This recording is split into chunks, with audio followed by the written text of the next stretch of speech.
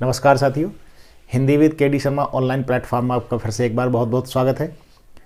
हमने शब्द विचार भाग 1 में शब्दों का वर्गीकरण सीखा था कि रचना के आधार पर शब्द, उत्पत्ति के आधार पर शब्द, अर्थ के आधार पर शब्द और विकार के आधार पर। तो विकार के आधार पर हमने शब्दों के दो भेद जाने, एक विकारी और दूसरा अविकारी। विकारी शब्द वे होते हैं जिन पर लिंग वचन काल कारक का कोई ना कोई प्रभाव पड़ता हो, अर्थात लिंग वचन काल कारक के अनुसार कहीं ना कहीं परिवर्तित हो जाते हों, जिसमें 4 शब्द भेद शामिल होते हैं: संज्ञा, सर्वनाम, विशेषण और क्रिया। अगला था अविकारी। इसमें उपसर्ग रूप में लगा है जिसका अर्थ है नहीं, अर्थात ऐसे शब्द जिन पर लिंग वचन काल कारक का कोई प्रभाव न पड़े, अर्थात जो इनके अनुसार परिवर्तित ना हो। इसमें भी 4 शब्द भेद शामिल होते हैं: क्रिया विशेषण, समुच्चय बोधक, संबंध बोधक और विस्मय बोधक। तो आइए पहले विकारी शब्दों को कवर करेंगे, फिर उसके बाद अविकारी शब्द भेद को कंप्लीट करेंगे। तो सबसे पहले विकारी शब्द भेद में हमारा जो है वो है संज्ञा। कौन है? संज्ञा। अब इस संज्ञा को भी हम कम से कम 2 भागों में बांटकर पढ़ेंगे, संज्ञा भाग 1 और संज्ञा भाग 2। संज्ञा भाग 1 में हम संज्ञा के भेदों को जानेंगे और संज्ञा के भाग 2 की क्लास में हम लिंग और वचन को जानेंगे। लिंग में पुल्लिंग से स्त्रीलिंग बनाने के नियम, लिंग और वचन, इनको सीखेंगे। तो आइए बिना विलंब के आज का सेशन प्रारंभ करते हैं। तो आज का हमारा टॉपिक है संज्ञा। संज्ञा का शाब्दिक अर्थ होता है नाम। एक रटी रटाई परिभाषा है कि किसी व्यक्ति वस्तु स्थान के नाम को संज्ञा कहते हैं। तो उसको छोड़ के आप साधारण सी भाषा में यूँ समझिए कि संज्ञा का अर्थ होता है नाम, अर्थात शब्दों के नामों को ही संज्ञा कहते हैं। जो भी चीज़ इन आंखों से प्रत्यक्ष रूप से दिखाई दे रही है वो सब क्या है? संज्ञा है। चाहे वो व्यक्ति का नाम हो, चाहे वो वस्तु का नाम हो, चाहे स्थान का नाम हो। कहने का आशय कि नेमिंग वर्ड्स आर नाउन, अर्थात शब्दों के नामों को ही संज्ञा कहते हैं। अब बात संज्ञा के भेद की करते हैं। तो हिंदी में संज्ञा के 2 भेद होते हैं। पहला है गणनावाचक, और दूसरा है अगणनावाचक, अर्थात एक वे संज्ञा जिनको हम गिन सकते हो और दूसरा जिनकी गिनती नहीं कर सकते हो। एक काउंटेबल नाउन और दूसरा अनकाउंटेबल। कलम, मोबाइल, लड़का, बच्चा, गाय, भैंस, ये सब किस में आएगा? Countable noun. दूध, दही, सोना, चांदी, तांबा, पीतल, ये किस में आएगा? अनकाउंटेबल में, अर्थात अगणनावाचक में। उसी क्रम में अगर दूसरे तरीके से देखा जाए तो संज्ञा फिर 2 प्रकार की होती हैं। एक होती है यथार्थवाचक,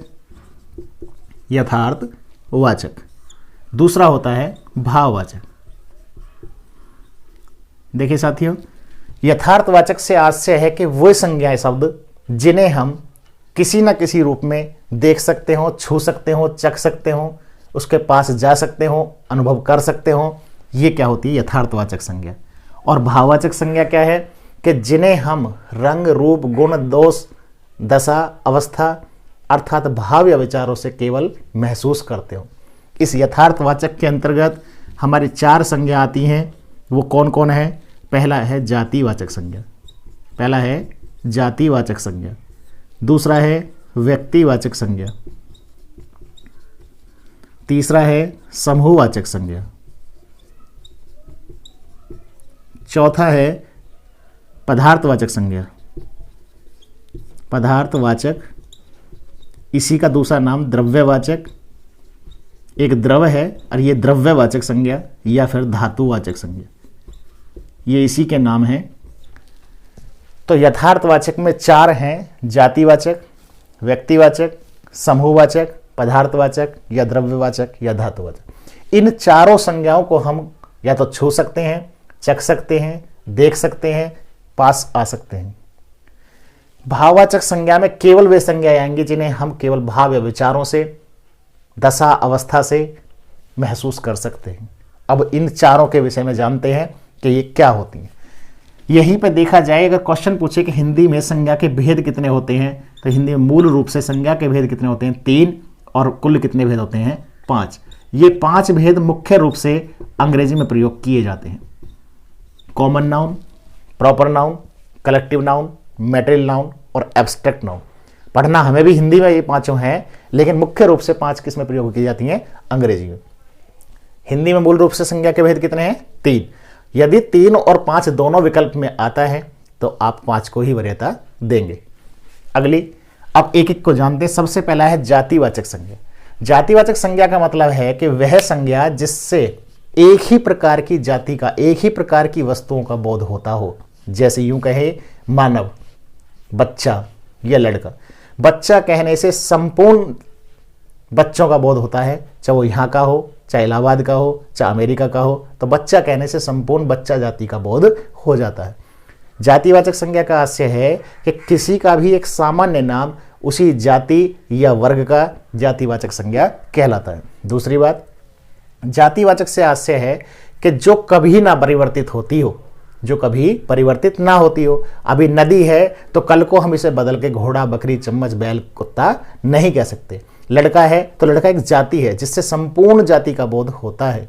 तीसरी बात सबसे इंपॉर्टेंट, कि जिसका बहुवचन बनाया जा सके, या तो बहुवचन में दिया हो या बहुवचन बनाया जा सके, वो क्या कहलाती है? जातिवाचक संज्ञा।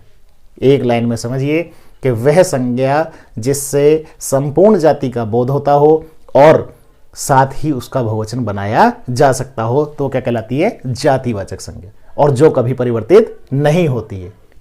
जैसे लड़का, कुत्ता, बकरी, बैल। अब बात करते हैं व्यक्तिवाचक संज्ञा की। देखिए व्यक्तिवाचक संज्ञा क्या है? इस जातिवाचक संज्ञा का एक निश्चित नाम, इस जातिवाचक संज्ञा का एक निश्चित नाम क्या कहलाता है? व्यक्तिवाचक संज्ञा कहलाता है। यूं कहें कि जब तक किसी शब्द का कोई निश्चित नाम ना हो तब तक वो जातिवाचक के अंतर्गत रहती है, और ज्यों ही उसका निश्चित नामकरण हो जाए तो वो किस में आ जाती है? व्यक्तिवाचक। जैसे अब ये लड़का है, इसका नाम मोहन रख दिया जाए तो अब ये क्या हो गया? व्यक्तिवाचक। कुत्ता है, इसका नाम मान के चलो लेब्रा रख दिया जाए। बकरी है, इसका कोई नाम रख दिया जाए। कहने का आशय है कि व्यक्तिवाचक संज्ञा जातिवाचक संज्ञा का एक निश्चित नाम है।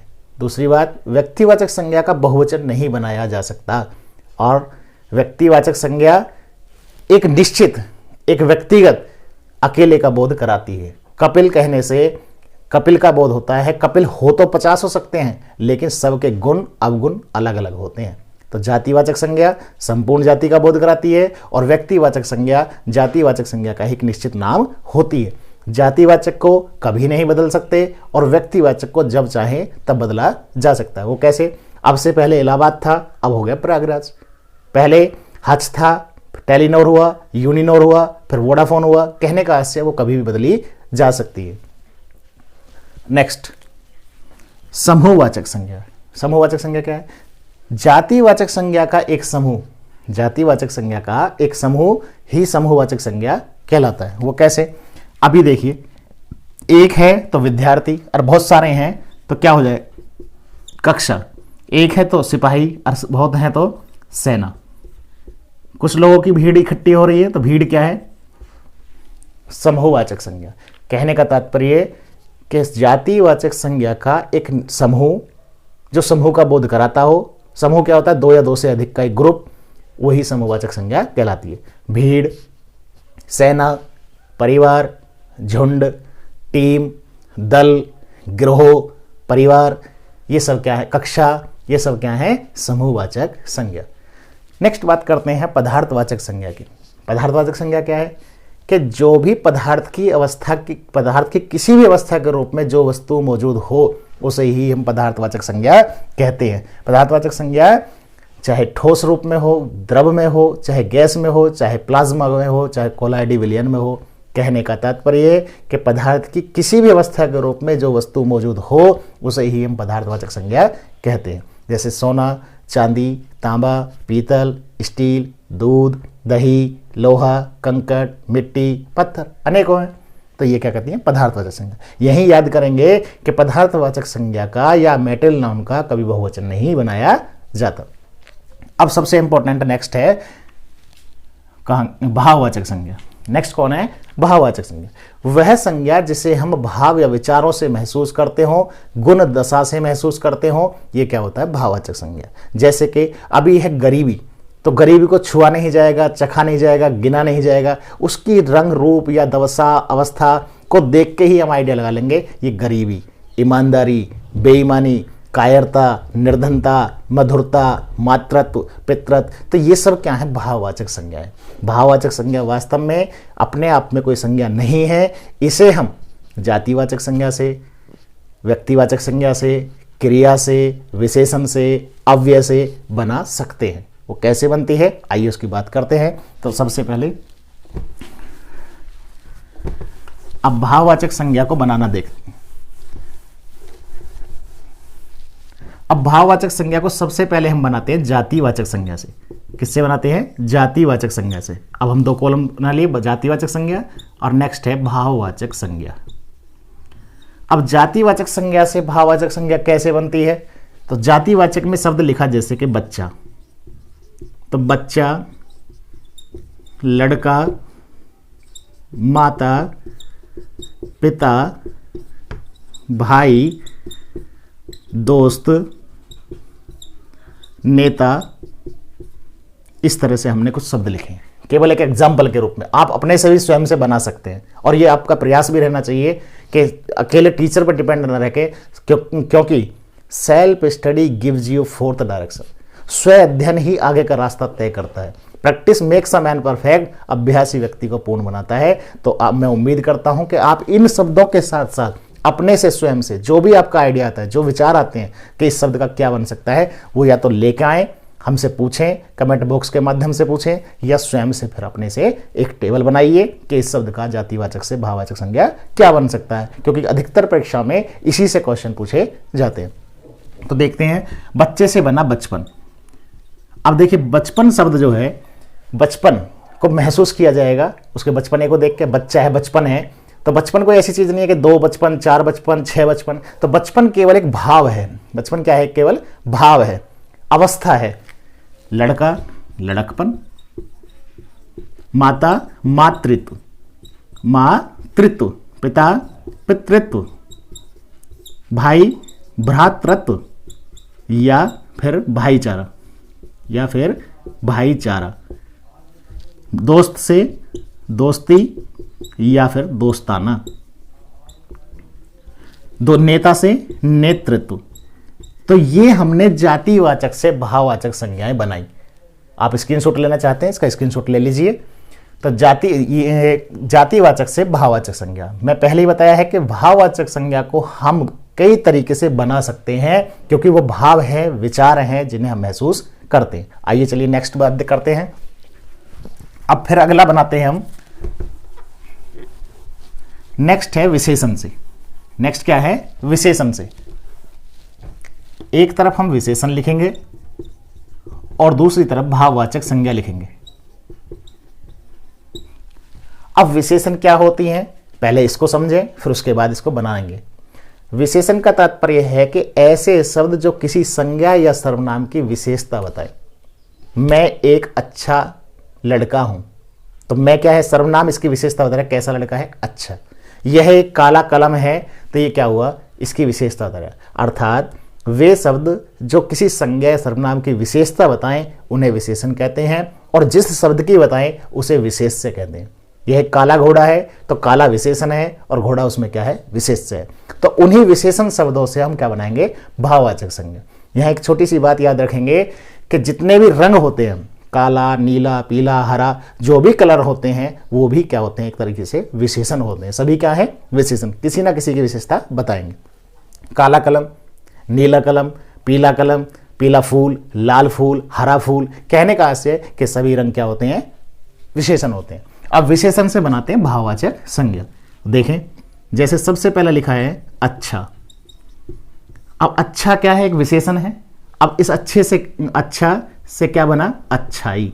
अब आप ही बताइए, अच्छाई एक क्या है? या तो गुण है, भाव है, विचार है, इसे महसूस किया जा सकता है कि जी वो अच्छाई दिखी, उसकी कुछ, किसी ने बहुत अच्छा काम किया। अगला क्या है? अगला क्या है? बुरा।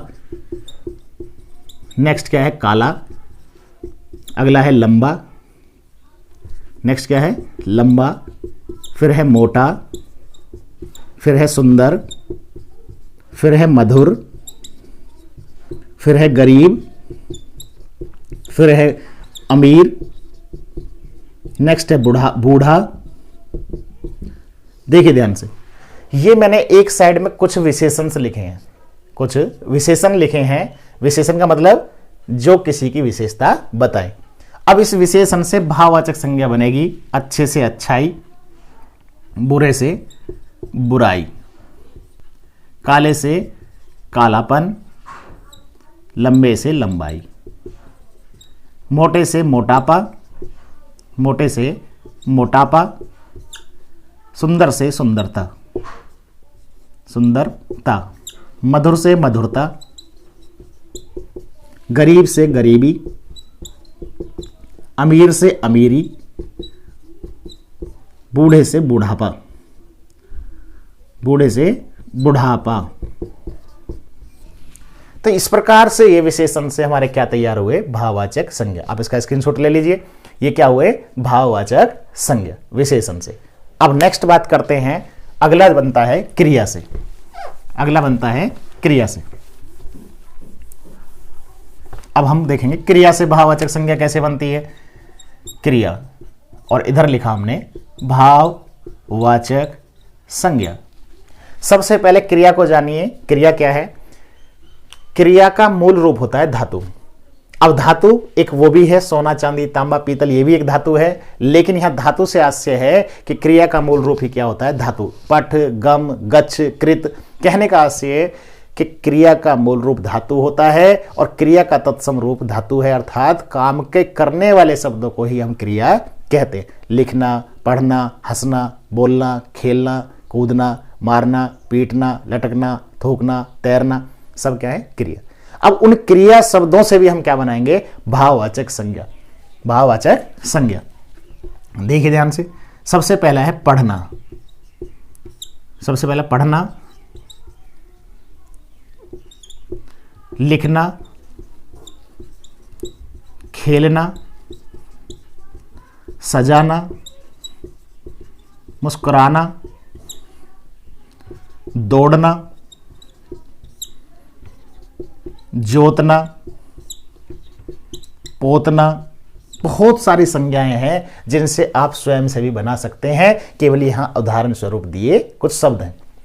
अब पढ़ना, पढ़ाई। अब पढ़ाई क्या है, भाववाचक संज्ञा। भाववाचक संज्ञा। अभी जब ये पूरा हो जाएगा तो मैं इसकी बहुत शानदार ट्रिक बताऊंगा। वैसे आपको पूरा पहले बेस पढ़िए, उसके बाद ट्रिक, क्योंकि ट्रिक बाद की बात है, पहले हमें उसका पूरा का पूरा डिटेल व्याख्यात्मक हल पता होना चाहिए। लिखना, लिखाई। लिखना, लिखाई, या फिर लेख, या फिर लिखावट, तो ये क्या हुआ, भाववाचक संज्ञा। खेलना, खेल। सजाना, सजावट। मुस्कुराना, मुस्कुराहट, मुस्कुराहट। दौड़ना, दौड़। जोतना, जुताई। पोतना, पुताई। इस प्रकार आपने कैसे बनाया, ये भाववाचक संज्ञा बनाई हमने क्रिया से। तो कहने का तात्पर्य कि जितने भी क्रिया शब्द हैं किसी से भी हम बना सकते हैं। जोड़ने से बन जाएगा जोड़, घटाने से बन जाएगा घटाव, गुना करने से बन जाएगा गुना, बोलने से बन जाएगा भाषण, उड़ने से बन जाएगा उड़ान। इस तरीके से हमारी भाववाचक संज्ञाएं बन सकती हैं। तो अतियो हमने इस वाली क्लास में संज्ञा क्या है, शब्दों के नामों को ही संज्ञा कहते हैं। संज्ञा के मूल रूप से 3 भेद होते हैं और कुल 5 भेद होते हैं। और दूसरे तरीके से एक गणनावाचक संज्ञा होती है और एक अगणनावाचक। एक यथार्थवाचक होती हैं और एक भाववाचक होती हैं। जातिवाचक संज्ञा वे संज्ञा होती हैं जो संपूर्ण जाति का बोध कराती हों, जिनका बहुवचन बन सकता हो, उन्हें जातिवाचक संज्ञा कहते हैं। व्यक्तिवाचक संज्ञा, जातिवाचक का ही एक निश्चित नाम व्यक्तिवाचक होता है जिसका बहुवचन नहीं बनाया जाता। मोदी का बहुवचन नहीं बनेगा, कपिल का बहुवचन नहीं बनेगा, दिल्ली का बहुवचन नहीं बनेगा। ठीक है। अगला है व्यक्तिवाचक संज्ञा को कभी बदला जा सकता है, जबकि जातिवाचक संज्ञा को कभी बदला नहीं जा सकता। नेक्स्ट हमने सीखा समूहवाचक। जातिवाचक का ही एक समूह क्या कहलाता है, समूहवाचक संज्ञा कहलाता है। और फिर हमने सीखा भाववाचक संज्ञा, जो हम किसी से भी बनाए सकते हैं। नेक्स्ट 2-3 इंपॉर्टेंट पॉइंट हैं जिनको आप याद करेंगे। उससे पहले आपके लिए एक बेहतरीन ट्रिक। वो ट्रिक क्या है कि हम भाववाचक संज्ञा को इस ट्रिक के माध्यम से भी याद कर सकते हैं कि जिन शब्दों के अंत में ता, पन, हट, त्वय, आई, आपा, आहट, आवट, ता, पन, हट, त्वय, आई, आपा, आहट, आवट, ये शब्द लग जाएं या मात्र ई लग जाए, इनको हम भाववाचक संज्ञा के अंतर्गत रखेंगे 99%। किस रूप में आ जाएं? प्रत्यय रूप में आ जाए। कहने का मतलब कि जिस शब्द के अंत में प्रत्यय रूप में ये शब्द लगे हों, ता, पन, हट, त्वय, आई, आप, आहट, आवट, आई, ये शब्द लगे हों तो ये क्या कहलाते हैं? भाववाचक संज्ञा। जैसे शब्द था मधुर, आपने इसमें लगा दिया ता, तो मधुरता, मधुरता कहने का मतलब इसमें से ता यदि बाहर निकाला जाए तो मूल शब्द क्या बचेगा? मधुर। मैंने आपको बताया था कि किसी भी शब्द में उपसर्ग या प्रत्यय तभी हो सकता है जब उस शब्द में से मूल शब्द बचता हो। मूल शब्द के ही प्रारंभ में कुछ जुड़ेगा और मूल शब्द के ही अंत में कुछ जुड़ेगा। यदि मूल शब्द नहीं है तो उसमें ना उपसर्ग लग सकता है और ना प्रत्यय लग सकता। एक उदाहरण से समझें, जैसे लिखा जाए कुकर्म और यहां लिखा जाए कुत्ता। अब कोई पूछे कुत्ते में कौन उपसर्ग है? भैया कुत्ते में उपसर्ग नहीं है, जबकि इसमें उपसर्ग है। इसमें से यदि को बाहर निकाला जाए तो इसका मूल शब्द कर्म बचा, अर्थात कर्म से पहले को जुड़ा है। और यदि इसमें से को बाहर निकाला जाए तो आप ही बताइए इसमें कोई शब्द बचा जिसका कोई सार्थक अर्थ हो? ऐसे ही